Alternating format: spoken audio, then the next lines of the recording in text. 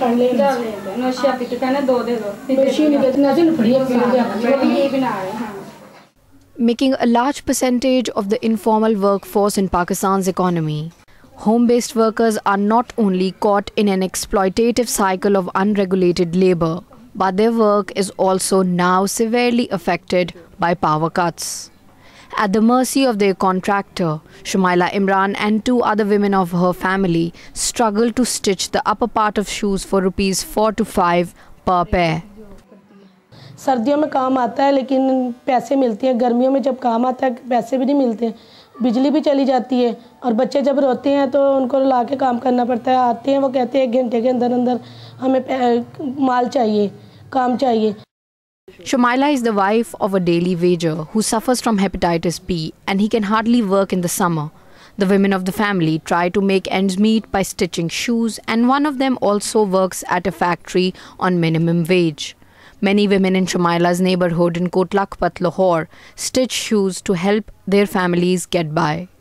सबसे बड़ा मसला ये है कि लाइट जल जाती है और जब बनाते हैं ना तो सुई पसीना आ जाता है, सुई भी नहीं खींची जाती। गर्मियों में इसके हम 60 रुपये भी नहीं कमा सकते, बिजली की वजह से ये सब कुछ होता है। अगर बिजली होगी, पंखा चलेगा तो आसानी से काम होगा, तो अगर बिजली नहीं होगी तो फिर काम कैसे होगा? वो पसीना आएगा और वो पंखों के साथ हवा लेंगे या हाथों के साथ जुतियाँ बनाएंगे, तो इसलिए फिर नहीं कोई भी तरह काम करते। अक्सर मैं तो गर्मियों में करती ही नहीं, तो फिर शोहर की आमदनी इतनी कम है कि नहीं गुजारा नहीं होता।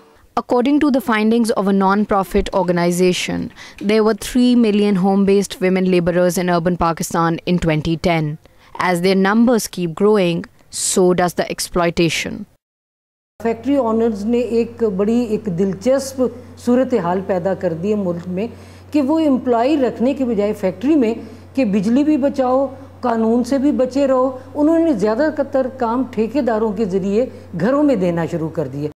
Small home-based businesses are also affected by the power outages. हमारी पहले कमीज़ें बनती थी 100-125 साथ ही सिलाई भी होती थी। अब सिर्फ अड्डे का काम इस पे होता है, क्या कहते हैं 20-25 कमीज़ों पे, बस इससे ज़्यादा काम बिजली की वजह से हो ही नहीं रहा हमारा। Musarrat Tahir and her husband have been running a small home-based embroidery business for small boutiques in Anarkali.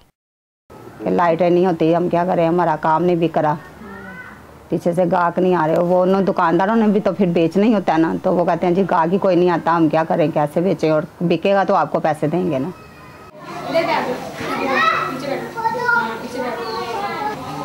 Shumaila Imran and others like her are the invisible faces who chose not to riot but continue to struggle silently.